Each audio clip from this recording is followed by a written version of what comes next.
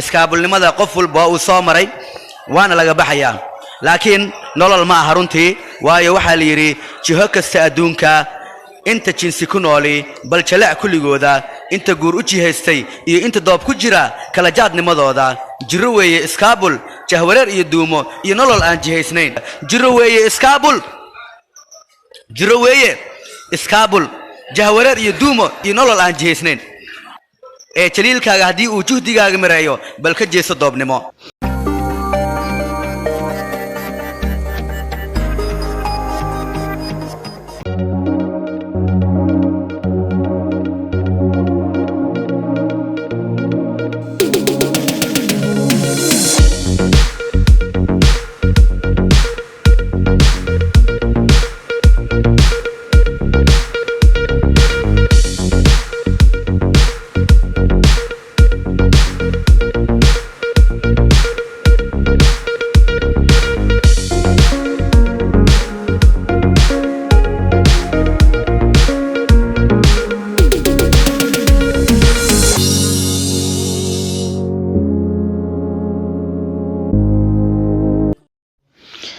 waxa ay ahayd maalin Arbaca taariikhduna ku asaysnayd 26 bisha 9 sanada 2021 miilaadiga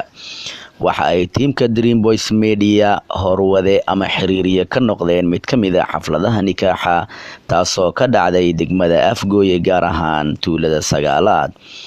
xafladan oo aad loo soo qaban qaabiyay ahaydna mid loogu dabaaldegay farxadda nikaaxa ee arooska iyo aroosada farta iyo faraantiga faraska iyo geenyada macalinka iyo macalimadda boqorka iyo boqorada walaalaha is calmaday lamaanaha is caashaqay ee caalafkooda caadil meel wada dhigay ee caawa laga bilaabo ceesh wadaagi doona kuwaasoo kala mudane Siid Abuukar Axmed Shariif iyo Marwo Amira Yusuf Xasan waxa ka soo qayb galay dadyow tiro badan oo isugu jira dhalinyaro iyo culimo diin ka kala yimid xaafadaha ay ka kooban tahay degmada tan Afgooye ugu horeyn waxa daahfuray xafladda macalin Sabca oo kamid ah macallimiinta dugsiga Quraanka kuwaasoo aad iyo aad caan uga ah gudaha degmada Afgooye iyo nawaaxigeeda isagoo dadka ku booriyay in ay samir iyo dulqaad muujiyaan inta ay xafladdu socoto kuna dadaalaan in ay dareenkooda geliyaan qodobada barnaamijka ay Dream Boys Media u soo jeedinayaan intaasi kadib waxaa microphone ka qabsaday mudane Fakhruddin Cabdulqaadir Cabdullaahi oo kamid ah teamka Dream Boys Media waxa uu soo bandhigay hadallo uu ku dhiirigelinayo dhalinyarada aan wali guursan runtii nikaaxu waa sunnada anbiyada iyo saramaryaha nasabka sidoo kale waa carageliyaha shaydaanka iyo ciseeyaha islaamka waxa uu sifeeyaa sinada waxa uu sameeyaa samaha waxa uu laabaa araga waxa uu ilaaliyaa farjiga waxa uu isku keenaa kuwa kala fog waxa uu kobciyaa tiradeena sidoo kale waa sumad loogu samatabaxo silca waa sabab dhowrsanaan iyo sabab loogu samatabaxo silca waana diinta barkeeda iyo bilow bulsho abuuris sidaas darteed buu nabigeena suuban ee Muhammad sallallahu alayhi wasallam dhalinta awoodda u leh ugu booriyay in ay guursadaan kuwa aan awoodinna inay soomaan waatan ilaahay subhanahu wa ta'ala nabigiisa xadiis uu ku leeyahay ya ma'shar ash-shabab man istata'a minkum al-ba'ata falyatazawwaj wa man lam yastati' fa alayhi bis-sawm fa innahu lahu wija sidaas daraadeeda nabiga calayhi salaatu wasalaam maalinta qiyaamaha waxa uu ku faanayaa badnaanteena waxa uu nabiga sallallahu alayhi wasallam nagu booriyay in aan guursano habeenka dhalmada badan waana tan uu leeyahay tazawwaju alwalud alwadud tan nabiga uu leeyahay weeyaan marka sidaas daraadeeda runtii nikaaxu waxa weeyaan waxyaabo fara badan oo faa'iido ayuu leeyahay waana diinta barkeeda weeyaan sidaas daraadeeda cid walba oo awood u leh waxay waajib ku noqonaysaa in uu guursado cid walba waajib ku ah waajib ay ku noqonaysaa in ay guursadaan okay intaad marka aanu kaga gudubno waxaan rabaa inaan fariin gaaban u diro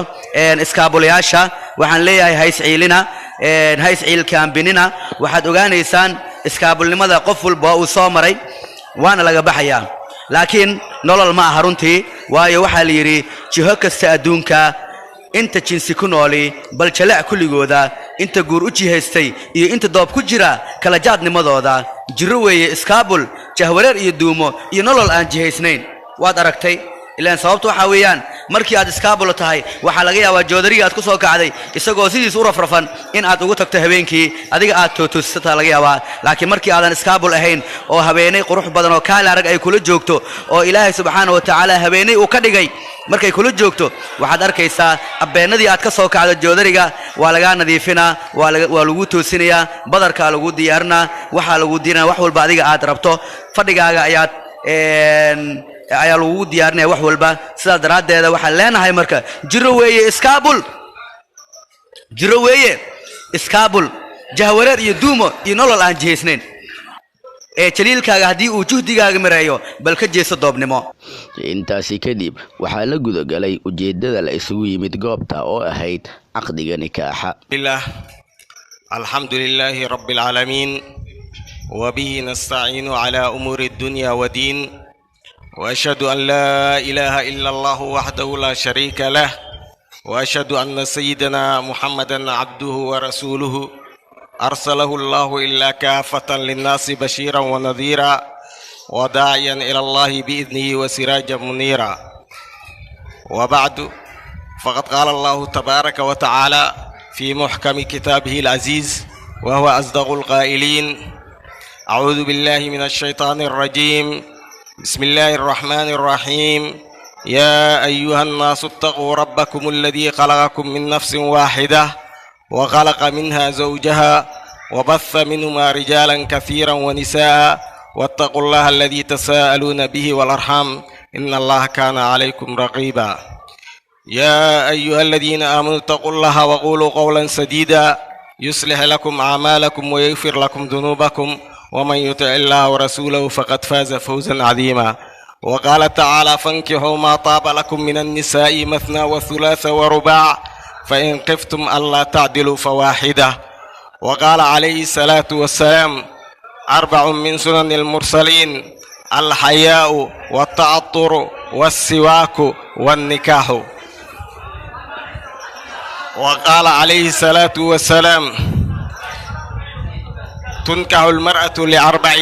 لمالها ولحسبها ولجمالها ولدينها فاظفر بذات الدين تربت يداه وعن أبي هريرة رضي الله عنه قال رسول الله صلى الله عليه وسلم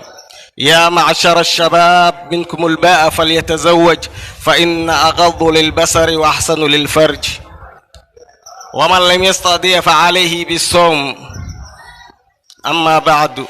النكاح معين للدين ومهين للشيطان وحسنا دون عدو الله حسين وسبب للتكثير الذي مباهاة به سيد المرسلين لسائر النبيين وهو سنة الأنبياء وفعل الأتقياء وشعائر الإسلام وجنة من الفحشاء وإذن وأدب من رب الأرض والسماء يجعل البعيد غريبا والأجنبي نصيبا